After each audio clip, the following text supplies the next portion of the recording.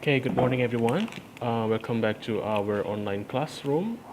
So, I hope you have done some of your jobs in order to learn some things or to write some things that you have to remember that at the end of the semester you have a project to be submitted, right? So, welcome back once again. Uh, Today we are going to discuss about some literary devices or some literary techniques, but I only choose some of them to explain in this video. So, first of all, these literary devices or literary techniques are used to make your to make your writing or to make your work or literary piece uh, becoming more interesting. Okay, because when you use these devices or when you use these techniques, it will spice up your story. For example, in this occasion, I will explain some of them. First is dramatic irony, second is exposition, the third is circular story, and the fourth is inference, and the last one is the plot twist. So today we're going to discuss about the dramatic irony first. So dramatic irony is actually when you are trying to write a story, um, you want to let the audience or the reader becoming aware of something going on, which is very important in the story. But the characters seem they do not realize about what is going on in the story. Yes, for example, I'm gonna pick or choose the Harry Potter story.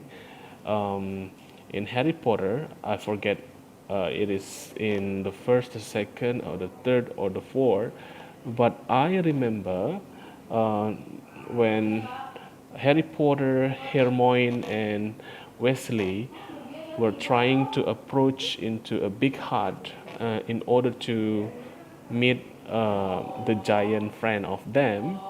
They were actually creatures that followed them, and they didn't realize about that occasions. But the readers or uh, the viewers or the audience are aware of what's going on in that story. Okay, so once again, dramatic irony is when the audience or the readers uh, they are aware of something important happening, but the characters did not realize or do not realize.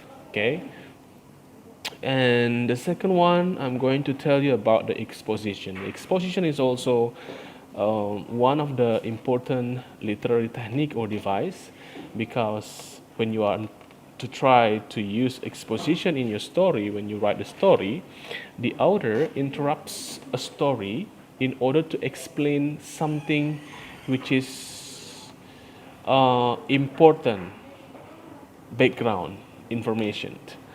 So you should remember that exposition is one of the techniques that is used by the authors or by the writers.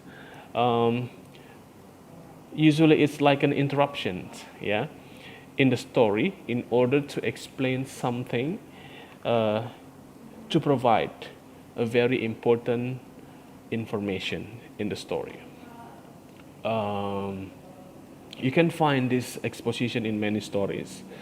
Um, if you have if you have watched the Orient Express, the Murder in Orient Express, there were so many exposition telling us to understand that actually the director of the movie or the writer tried to give us some clues, some important background information to find out who's actually the murderer. Okay, so exposition is used when the author wants to interrupt a story in order to explain something, which is usually to provide important background information. And the third one is the circular story. So the circular story, um, it is like when a story begins and ends at the same place. Yeah, the circular story means when a story begins and ends at the same place. There's so many stories or novels or anything which is literary works that is started in the same place where it ends. For example, in Lord of the Ring, it started in the house of Frodo Baggins, right? And it also ends in the house of Frodo Baggins. So that's what we call as circular story, okay? And uh, next, I'm going to talk about the inference.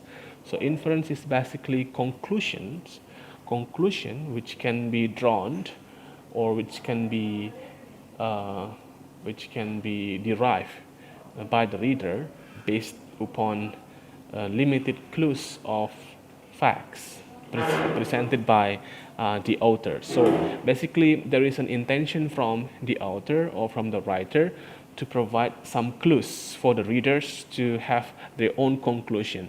It might be different for me, for you, as the same audience, but somehow we will have different conclusion about what is going to happen in the next story. So basically, that's in the end of the story. Sorry.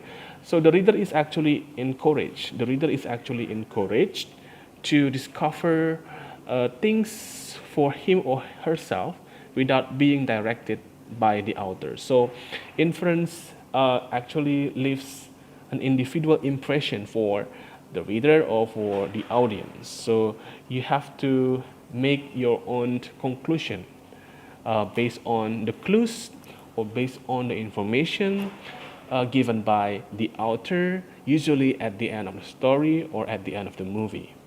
Okay, so inference also can be found in many movies, in many novels, in many stories that you might find in our daily life. Okay, for example, currently I am watching Korean drama, which is titled The King. So, which is titled The King.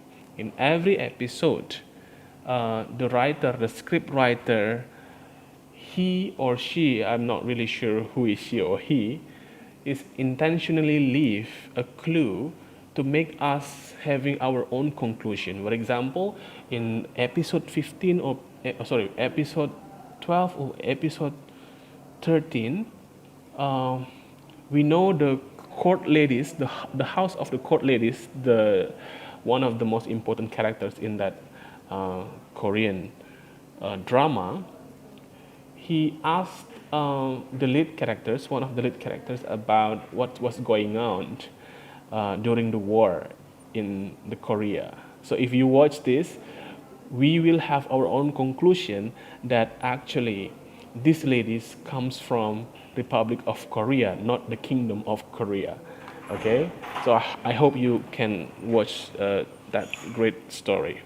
And the last one I'm going to explain is about what we call as the plot twist. So plot twist is very interesting. Yeah, plot twist is very interesting. Plot twist can be said as one of the attraction in every movie, in every novel, because plot twist will provide you this kind of wow feeling, this kind of wow, I never expect it will happen.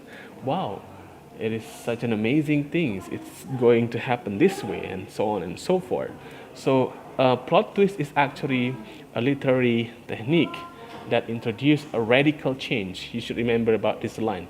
There is a radical change in the direction or expected outcome of the plot in a work of fiction.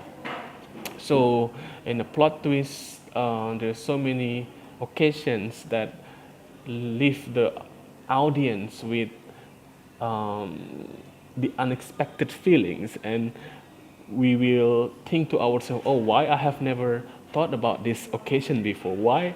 Oh, wow, this is very cool, and something like that. It is also known as twist or surprise ending if the writer or um, mm, the script writer or the movie makers wants to intentionally put it at the end of the story. So when it happens near the end of the story, it is also known as twist or surprise ending.